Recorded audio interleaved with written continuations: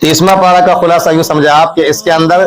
عقیدے کی بات بھی ہے، آخرت کی تیاری بھی ہے، اخلاقیات بھی ہے، انسانی ہمدردی بھی ہے، اور سب سے بڑی بات اس دنیا کے اندر ہم اور آپ جب رہتے ہیں تو شریوں کے شر سے حفاظت، جادوگروں کی جادو سے حفاظت، اور بدنگاہ جو لوگ ہوتے ہیں ان کی بدنگاہی سے حفاظت، یہ صرف اور صرف اللہ کی پناہ میں جا کے مل سکتی ہے۔ ان سب چیزوں کا ذکر ہے۔ چنانچہ سورہ نبا سے لے کے سورہ انشقاق تک دیکھیں تو یہ بتایا گیا کہ کائنات کا جو نظام ہے، یہ نظام اللہ تعالیٰ کی قدرت کے تحت چل رہا ہے، جس کا بالآخر ایک دن شیرازہ بکھر جانا ہے اور سب کو اللہ کے حضور حاضر ہونا ہے۔ آگے چل کے پھر بتایا گیا کہ آپ کو اپنے اعمال پہ دھیان دینا، کرامن کاتبین سب کچھ ریکارڈ کر رہے ہیں۔ قیامت کا ذکر جس طریقے سے آیا ہے اس کے بعد ظاہر سی بات ہم سب کو اللہ کے سامنے جانا ہے، تو اپنے اعمال پیش ہونے گے۔ اعمال کیسے ہونے چاہیے وہ ساری چیزیں بتائی گئی ہے۔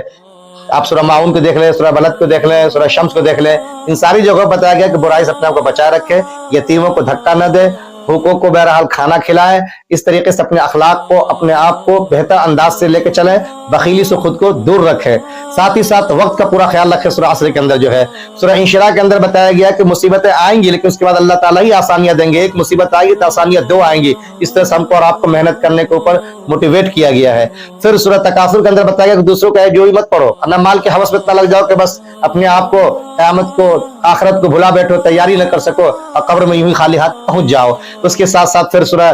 کافرون کے اندر بتایا گیا کہ بھائی جس کا دین ہے اس کے ساتھ رہنے دیں، آپ اپنے دین پہ چلیں، ٹکراؤ کی کوشش نہ کریں۔ پھر سورہ اخلاص توحید کی پوری بات بتاتا ہے کہ اللہ ایک ہے، اس کا کوئی مثل نہیں، کوئی نظیر نہیں، نہ وہ صاحب اولاد ہے نہ اس کی کوئی اولاد ہے، بالکل کلیئر کٹ انداز میں ایکتائی کو سمجھایا گیا ہے۔ اور پھر آخر میں سورہ فلق کا سورہ ناس میں یہ بتایا گیا ہے کہ یہاں پہ جب آپ رہیں گے تو جادوگر اپنی جادو سے حملہ کریں گے، چاہے کوئی کروائے گا، شرری حضرات آپ کو اپنے شر میں لپیٹنا چاہیں گے، اسی طریقے سے جو لوگ بدنگاہی کرنے والے ہیں، رات کو چھاپا مارنے والے ہیں، چور ہو، ڈکیت ہو، اچکے ہو، جو کوئی بھی آپ کو نقصان پہنچانے والے ہیں وہ سب سامنے میں آئیں گے۔ ان سے پناہ کا واحد ذریعہ صرف اور صرف اللہ کی ذات ہے، لہذا ان سے پناہ مانگنا ہے۔ آخر میں اس طریقے سے قرآن کریم جو الحمد سے شروع ہوتا ہے اللہ کی تعریف سے، آخر میں اپنے بچاؤ